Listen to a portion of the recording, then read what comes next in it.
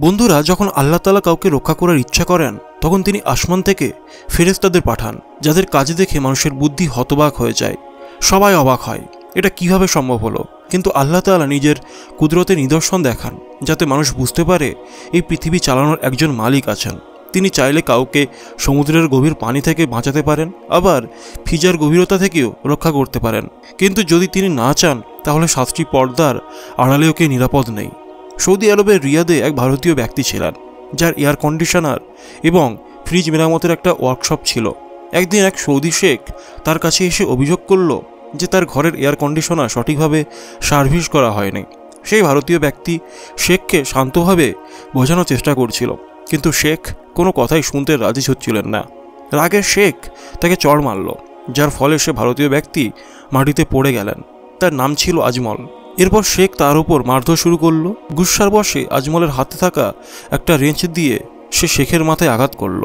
শেখ গুরুতর আহত হয়ে পড়ল এবং ঘটনাস্থলে মারা গেল। সেখানে উপস্থিত অন্য লোকেরা পুলিশে খবর দিল। পুলিশ এসে আজমলকে গ্রেপ্তার করল। এটা ছিল সরাসরি খুনের মামলা। সৌদি আদালতে তার বিরুদ্ধে মামলা শুরু হলো, যা প্রায় 1 বছর চলল। অবশেষে আদালত রায় দিল যে আজমলের শিরচ্ছেদ করা হবে। আজমলের স্ত্রী তখন সৌদি আরবে ছিলেন। তার কান্নায় ভেঙে পড়ার মতো অবস্থা হয়েছিল। আজমল তাকে বোঝানোর চেষ্টা করল, তুমি দেশে ফিরে যাও, কিন্তু তার স্ত্রী যেতে চাননি। তিনি আল্লাহর কাছে নিজের স্বামীর জন্য ক্রমাগত দোয়া করছিলেন। আজমলের শিরচ্ছেদ হওয়ার আগের রাতে তার স্ত্রী একটা স্বপ্ন দেখেন। স্বপ্নে তিনি দেখেন একটা ফেরেশতা আসমান থেকে নেমে আসছে, তার হাতে একটা ব্যাগ। ফেরেশতা তাকে বলল, তুমি চিন্তা করো না, ইনশাআল্লাহ কাল সকালে তোমার স্বামী মুক্তি পাবে। পরদিন আজমলের স্ত্রীর জন্য ছিল তার স্বামীর সঙ্গে শেষ সাক্ষাতের দিন। তিনি কাঁদতে কাঁদতে জেলের সামনে দাঁড়িয়েছিলেন। হঠাৎ সেখানে এক সৌদি শেখ এলেন, যার নাম ছিল আবু গরিব। তিনি তার স্ত্রীকে জিজ্ঞেস করলেন, বোন, তুমি কেন কাঁদছ? এখানে জেলের সামনে তুমি এত দুঃখিত কেন? আজমলের স্ত্রী বলল, আজ শুক্রবারের নামাজের পর আমার স্বামীর শিরচ্ছেদ হবে, আমি ছোট ছোট সন্তানদের নিয়ে কিভাবে বাঁচব? আবু গরিব বললেন, বোন, তুমি চিন্তা করো না, আমি তোমার স্বামীকে মুক্তি করার চেষ্টা করব, তুমি শুধু আমার জন্য দোয়া করো। এরপর তিনি বাজারে গিয়ে একটা দামি ব্যাগ এবং কিছু জিনিসপত্র কিনলেন এবং মসজিদে চলে গেলেন। জুমার নামাজের পর অনেক মানুষ সেখানে একত্রিত হয়েছিল। সবাই আজমলের শিরচ্ছেদ দেখার জন্য অপেক্ষা করছিল। আবু গরিব সে মসজিদের পাশের জেলে গেলেন এবং অফিসারের সঙ্গে কথা বললেন। তিনি বললেন, আমি আজমলের ব্যাপারে কথা বলতে চাই এবং নিহতের পরিবারের সঙ্গে দেখা করতে চাই। অফিসার তাকে বিশ্বাস করে নিহতের পরিবারের সঙ্গে দেখা করার ব্যবস্থা করল। আবু গরিব নিহতের পরিবারের সঙ্গে কথা বলে বললেন, তোমাদের প্রিয়জন তো এখন আল্লাহর কাছে চলে গিয়েছেন, কিন্তু ওই ভারতীয় ব্যক্তির স্ত্রী ও ছোট ছোট সন্তানদের কথা ভাবো। যদি আজ তার শিরচ্ছেদ হয়, তারা কিভাবে বাঁচবে? আল্লাহ তাআলা মাফকারীদের ভালোবাসেন। আমি আজমলের ক্ষতিপূরণ দিতে প্রস্তুত। নিহতের পরিবার বলল, তুমি যদি তাকে বাঁচাতে চাও তাহলে 30 লাখ রিয়াল দিতে হবে। আবু গরিব বললেন, আমি এই টাকা দিতে রাজি আছি।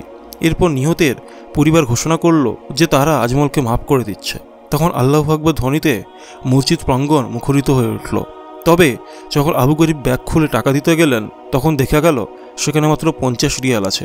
এই ঘটনা জানার পর পুলিশ আবু গরিবকে গ্রেপ্তার করল।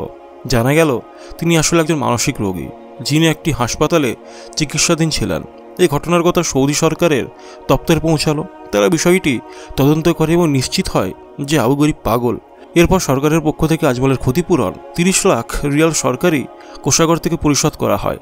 এভাবে আল্লাহ তাআলা এক পাগল ব্যক্তিকে আজমলের জন্য ফেরেশতা বানিয়ে পাঠালেন এবং তাকে মুক্ত করলেন। এই গল্পটি আল্লাহর কুদরতের এবং তার পরিকল্পনার উপর গভীর বিশ্বাসের প্রতীক। এটা আমাদের শেখায় যে আল্লাহ তাআলার ইচ্ছা এবং ক্ষমতা এমন যে মানুষ যত বড় বিপদে পড়ুক না কেন, আল্লাহ চাইলে সেই পরিস্থিতি বদলে দিতে পারেন। বন্ধুরা, যদি আমরা এই ভিডিওটিকে একটু অ্যানালাইসিস করি, তাহলে প্রথম পয়েন্টে আমরা জানব আল্লাহর কুদরতের সীমাহীনতা। গল্পের মূল ভিত্তি হলো আল্লাহর ক্ষমতা অপরিসীম। তিনি চাইলে কোনো মানুষকে সমুদ্রের গভীরতা থেকে কিংবা আকাশের অন্তর থেকে রক্ষা করতে পারেন। একইভাবে যদি তিনি না চান, তবে 7টি পর্দার আড়ালেও কেউ নিরাপদ নয়। এই ধারণাটি আমাদের মনে করিয়ে দেয় যে পৃথিবীর সকল কার্যক্রম আল্লাহর ইচ্ছায় পরিচালিত হয়। 2 নম্বর হচ্ছে মানুষের পরীক্ষার ধারণা। গল্পে দেখা যায় আজমল এমন এক পরিস্থিতিতে পড়েন যেখানে তার জীবন ধ্বংস হওয়ার দ্বার প্রান্তে। এটা আসলে একটা পরীক্ষা যা আল্লাহ তার বান্দাদের ওপর নিক্ষেপ করেন। এই পরীক্ষার মাধ্যমে তিনি মানুষের ধৈর্য, বিশ্বাস এবং তার প্রতি আনুগত্য যাচাই করেন। মাপ এবং ক্ষমার গুণাবলী। নিহতের পরিবার প্রথমে ক্ষতিপূরণের শর্ত জুড়ে দেয়, তবে শেষ পর্যন্ত তারা আজমলকে ক্ষমা করে। আল্লাহ নিজেও মাফকারীদের ভালোবাসেন। তাই এই ঘটনা আমাদের শেখায় যে ক্ষমা এবং দয়ালুতা মানুষের মনকে প্রশান্তি দেয় এবং সমাজে শান্তি প্রতিষ্ঠা করে। এর পরের পয়েন্ট হচ্ছে আল্লাহর সাহায্যের মাধ্যম। গল্পে আবু গরিব নামে এক মানসিক রোগীকে দেখানো হয়েছে, যিনি আসলে আজমলের মুক্তির জন্য একটা গুরুত্বপূর্ণ চরিত্র হয়ে ওঠেন। যদিও তিনি মানসিকভাবে সুস্থ ছিলেন না, তবু আল্লাহ তাকে একটা মাধ্যম বানিয়েছেন। এটা বোঝায় যে আল্লাহ সাহায্য পাঠানোর জন্য অপ্রত্যাশিত মাধ্যম ব্যবহার করতে পারেন। এর পরের পয়েন্ট হচ্ছে তাওয়াক্কুল বা আল্লাহর উপর ভরসা। আজমলের স্ত্রী এই গল্পের একটা শক্তিশালী চরিত্র। তিনি এক কঠিন পরিস্থিতিতে পড়েও আল্লাহর উপর আস্থা হারাননি এবং তার কাছে ক্রমাগত প্রার্থনা করেছেন। এটা আমাদের শেখায় যে আমরা যদি সৎভাবে আল্লাহর কাছে ভরসা করি তবে তিনি অবশ্যই আমাদের জন্য উত্তম ব্যবস্থা করেন। এর পরের পয়েন্ট হচ্ছে মানবতার শিক্ষার বার্তা। গল্পের শেষ অংশটি একটা শক্তিশালী বার্তা দেয় যে একজন মানুষের জীবন রক্ষা করে সে যেন পুরো মানবজাতির জীবন রক্ষা করে। এটা আমাদের শেখায় যে মানবতা এবং মাফ করা হলো আমাদের জীবনের গুরুত্বপূর্ণ মূল্যবোধ। এর পরের পয়েন্ট হচ্ছে বিপদে আল্লাহর বিশেষ ব্যবস্থা। গল্পটি আরও এক বিশেষ বার্তা দেয় যে আল্লাহ তার বান্দাদের এমন সময় সাহায্য পাঠান যখন তারা একেবারে অসহায় বোধ করে। যেমন আবু গরিবের আবির্ভাব একেবারে অপ্রত্যাশিত ছিল। যদিও তিনি মানসিকভাবে সুস্থ ছিলেন না, আল্লাহ তাকে এমনভাবে পরিচালনা করেন যে আজমল বেঁচে যায়। এটা বোঝায় যে আল্লাহ আমাদের জীবনে কখনো কখনো অপ্রত্যাশিত উপায়ের সমাধান আনেন। এর পরের পয়েন্ট হচ্ছে সমাজে ন্যায় বিচার প্রতিষ্ঠা। গল্পে সৌদি আদালত এবং শাসন ব্যবস্থার ভূমিকা দেখানো হয়েছে। যদিও প্রথমে শাস্তির সিদ্ধান্ত নেওয়া হয়, শেষ পর্যন্ত পরিস্থিতি যাচাই এবং মানবিক দৃষ্টিকোণ থেকে ন্যায় বিচার প্রতিষ্ঠা হয়। এটা বোঝায় যে সমাজে কঠোর আইন থাকলেও ক্ষমা এবং মানবিক মূল্যবোধের স্থান রয়েছে। দোয়ার শক্তি। আজমলের স্ত্রী ক্রমাগত দোয়া করতে থাকেন এবং আল্লাহর কাছে সাহায্য প্রার্থনা করেন।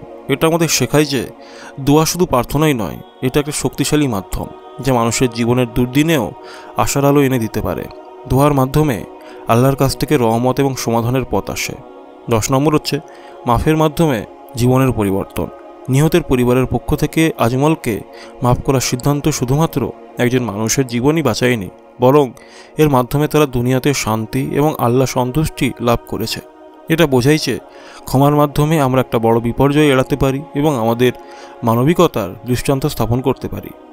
11 নম্বর পয়েন্ট হচ্ছে সব কিছু আল্লাহর পরিকল্পনার অধীনে। গল্পে বারবার উঠে এসেছে যে আল্লাহ তাআলার ইচ্ছে এবং পরিকল্পনার বাইরে কিছুই ঘটে না। একজন পাগল ব্যক্তি আবু গরিব মাধ্যমে আজমলের মুক্তি যেমন ঘটেছে তা মানুষের বোধগম্যতার বাইরে। এটা আমাদের শেখায় যে আল্লাহ এমন অনেক উপায়ে আমাদের সাহায্য করতে পারেন যা আমরা কল্পনা করতে পারি না। এই গল্পটি আমাদের শেখায় যে জীবনের প্রতিটি ঘটনায় আল্লাহর কুদরতের প্রতিফলন রয়েছে। এটি আমাদের আল্লাহর প্রতি গভীর বিশ্বাস রাখতে এবং তার সিদ্ধান্ত মেনে চলার প্রেরণা যোগায়। মানুষের ক্ষমা, দয়া এবং মানবতার প্রতি ভালোবাসার গুণাবলী আমাদের সমাজকে আরও সুন্দর ও উন্নত করে তোলে। তো বন্ধুরা, এই ছিল ভিডিওটি ভালো লাগলে অবশ্যই একটি লাইক করবেন, আর চ্যানেলে যদি নতুন হয়ে থাকেন তাহলে অবশ্যই চ্যানেলটিকে সাবস্ক্রাইব করে বেল আইকন প্রেস করবেন। তো চলুন দেখা হবে পরের ভিডিওতে। আসসালামু আলাইকুম।